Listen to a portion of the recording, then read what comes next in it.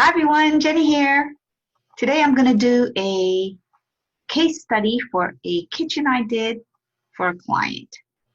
Okay, this client had moved into a rather old house and eventually they thought they had to remodel their kitchen, and they lived in there for about 2 years when they realized we're ready. We know what we want. We know how we live, and we know what's working and what's not working. So they gave me a call. And this is their kitchen. Let's see if we can share our screen. Here we go. Share screen. And here we go. So this is their kitchen. So as you can see, they have their cooktop in the middle of their kitchen. They have a small kitchen table here. The sink is by the window. And the refrigerator and the oven and microwave is in the corner. And they have a pantry along the hall. So this space is just enough for one person to walk around.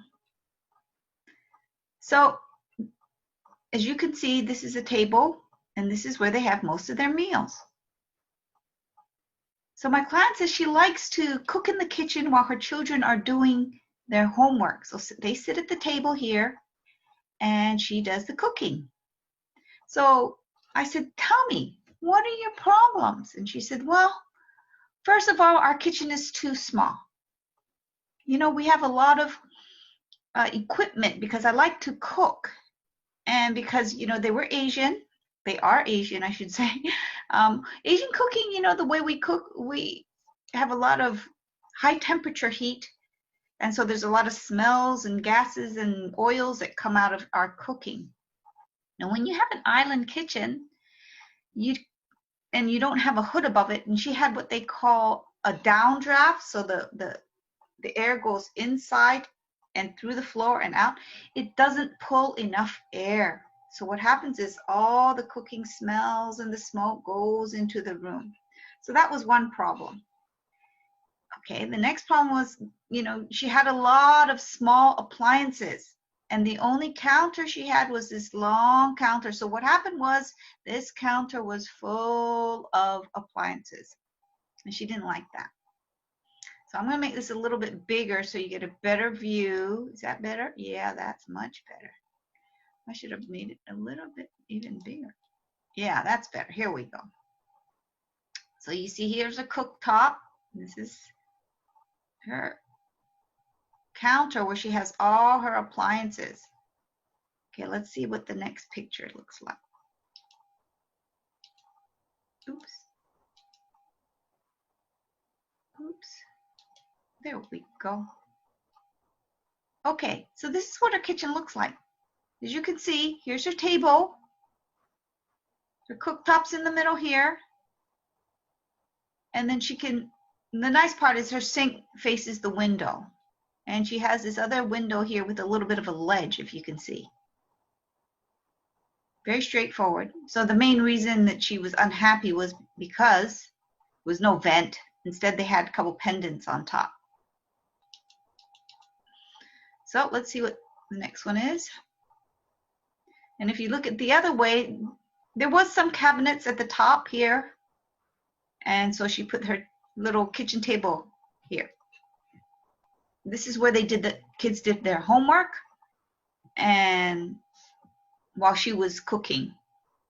And this is also the place where the family ate most of their meals. They didn't use their dining room table too often. And I have a picture. Here's the existing. See, you got the pendants here.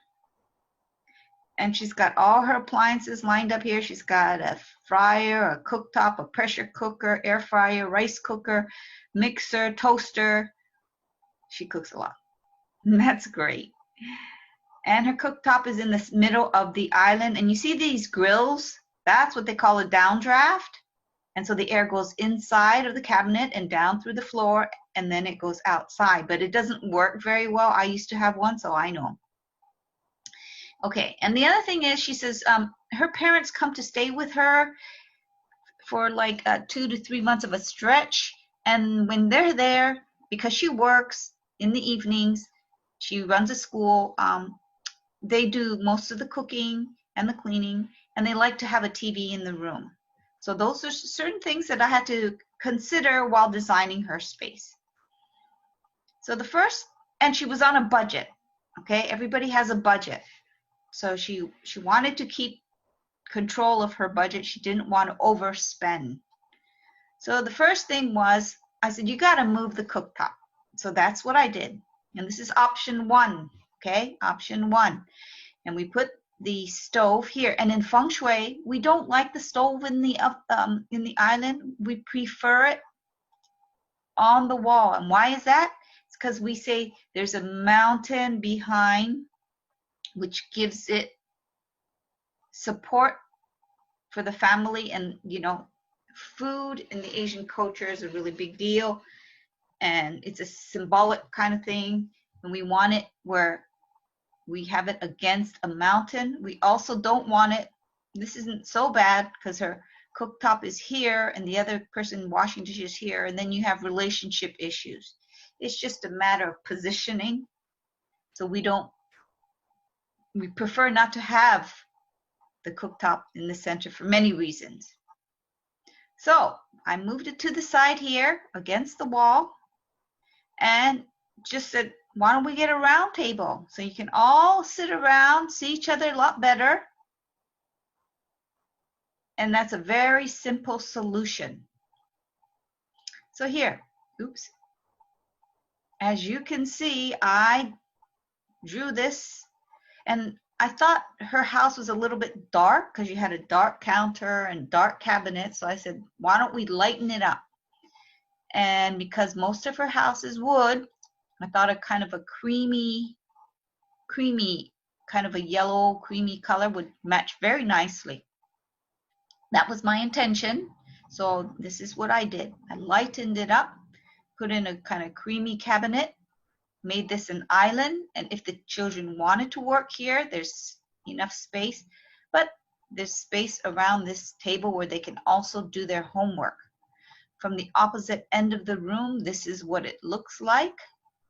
And this leads to her living area and then dining room, which they don't use because they spend most of their time in the kitchen. Now this is plan B, or should I say plan 2? I said what? This is plan 2. Okay, plan 2, I thought, why not make a bigger island and connect it? So I added a circular piece here, and there was a reason why I couldn't make it too big, because I wanted to put in a, like a, sideboard, or a hutch or something in the corner so she could use this space for her appliances. Again, this is a standalone piece of furniture rather than a built-in, because she wanted to control her budget. And this round area would seat 4 people, so it would eliminate the table. So that was plan 2, or we can say plan B. So as you can see, it uses the whole kitchen. So I said you would have to have, use your dining room for dining. And so here they're dining. This is like a kitchen nook. So the mom's cooking here. They have all this counter space where she can work, and they will be connected. So I put that there. And this kind of circular area connected to the island. And then we got rid of the kitchen table. Now plan C. This one I have a kind of, instead of a built-in, they have like a kitchen nook, and it like a corner table. So this is also standalone. It's not a built-in. And this is also a standalone island. So it would cut down the cost of her remodel, because you would only be spending for this L shape here. So this was plan 3, or C. And what does it look like? That's what it looked like. So you can have a bench here. Everybody sits around the table here. And a, you know, furniture, actually a piece of furniture instead of a built-in. And then the TV would go in this nook right here, right above this counter next to the window. That's where they originally had their TV. And this is from the opposite direction.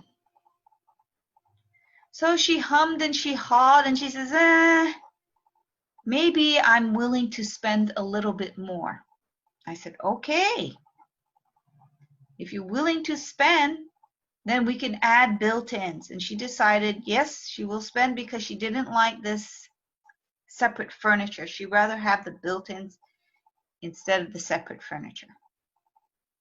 So came up with a new plan.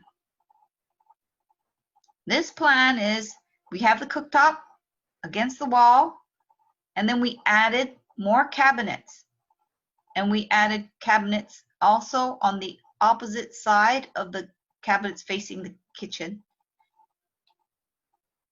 And the overhang is in such a way that it's an L shape. In feng shui, I like to make sure people can communicate. So if, for example, we put a chair on this side, if they have friends over, they can talk to each other. But if it's just mom and dad and grandpa and grandma and they're cooking, sitting on the opposite end of the counter works just fine. So these cabinets here, because they're under the counter and there's an overhang, you can't access them, but this is good for long-term storage. And I like to do that, and I do that often because you need long-term storage. Now, as you can see, I also added some cabinetry behind the chairs, so she has counter space, and this is where she could put her appliances. So let's see what it looks like in 3D. So it really opened up because we got rid of the island. Did you notice that? Yes, we got rid of that island, and instead we made it what I would call a peninsula. It's a U shape. And I think this works much better because it opens up the space. And then you can see people on this side and in an L shape. And then we added cabinetry on top, cabinetry at the bottom, so she can put her appliances here. Again, I kept it in a light color because I felt her room was a little bit dark. But anyway, she really liked this design, and she says, you know, I'd rather spend the money instead of getting furniture and spend it on the built-ins. And this kitchen worked for her. So this is the finished kitchen. It's not cream as I suggested. And she found some darker cabinets that she liked. And I said, that's fine, as long as you get a lighter countertop, which she did. And so this is the end result. In this kitchen, she can now have a lot of working space. Her children can sit down and watch TV while she is cooking. There's plenty of counter space to do all kinds of activities, you know, making buns and rolls and dumplings. And now on the opposite side, we added this cabinetry down below and uppers where she can put all her appliances. So it's out of the main kitchen. And it clears up the counter space, so now she has more working space. Yeah. So remember her original kitchen? Here it is. And she's got all her appliances here. See, now it's back here. And they actually eat in their dining room, which is great. Absolutely great. And in feng shui, we like to eat at a dining room because it's great for conversation. Brings the family together. And look, before and after we got rid of the pendants because there's no island, put in more cans, ceiling recessed cans, we call these. And it opened up her kitchen. And she says it works so well and she's so happy. So there we are. There's our case study for a new kitchen remodel, thinking of how the family lives. What activities do they do in the kitchen? They do homework, they do cooking, they watch TV, and so it's a lot of family time. And now instead of eating their meals here, they have their light meals here. But when it's dinner time, they move to the dining table. And in feng shui, that's even better because you can actually converse with one another. So I hope you enjoyed that. If you have any questions, let me know and have a good day. Thanks for watching. Bye.